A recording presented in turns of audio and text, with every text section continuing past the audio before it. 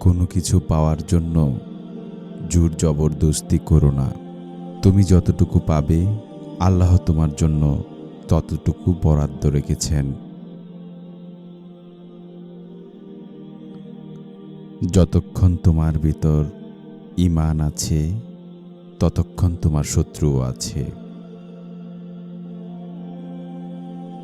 যদি তুমি অন্যের কষ্ট অনুভব করতে চাও তবে তোমার নিজের আগে সে কষ্ট পেয়ে দেখতে হবে।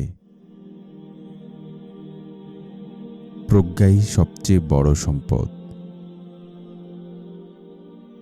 যে অশ্রু তোমায় কাঁদায় তা তোমার হৃদয়ের পোঁজ দূর করবে।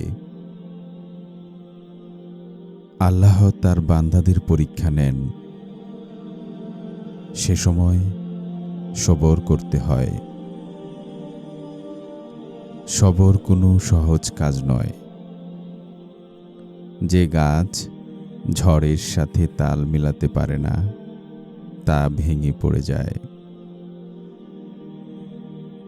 তোমার চোখ দিয়ে যে অশ্রু গড়ায় তা হৃদয়ের বাগানে প্রবাহিত হয়ে ফুলে ফলে সাজিয়ে তোলে।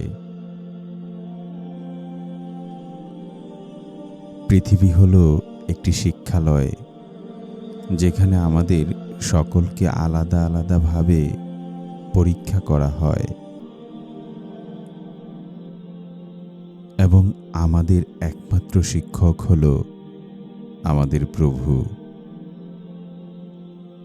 তাদের সাথে বন্ধুত্ব করো যাদের দিনদারি তোমার চাইতে বেশি এবং দুনিয়াদারি তোমার চাইতে কম।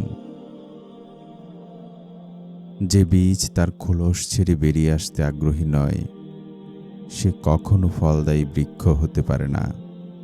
যে শুধু নিজের জন্য শান্তি খোঁজে তার কাছে শান্তি থাকে না। শান্তি তার জন্য যে অপরের কল্যাণে নিয়োজিত। যে লোক তোমাতে মুগ্ধ হয় তাহলে ভেবো না তুমি মুগ্ধক, কারণ আসলে আল্লাহ যে তোমার পাপ কাজগুলো ঢেকে রেখেছেন। লোক তোমার উপর ঝোলানো আল্লাহর সেই পর্দাতেই মুগ্ধ হয়। এটি আসলে তুমি না, এটা আল্লাহর দান করা আবরণ।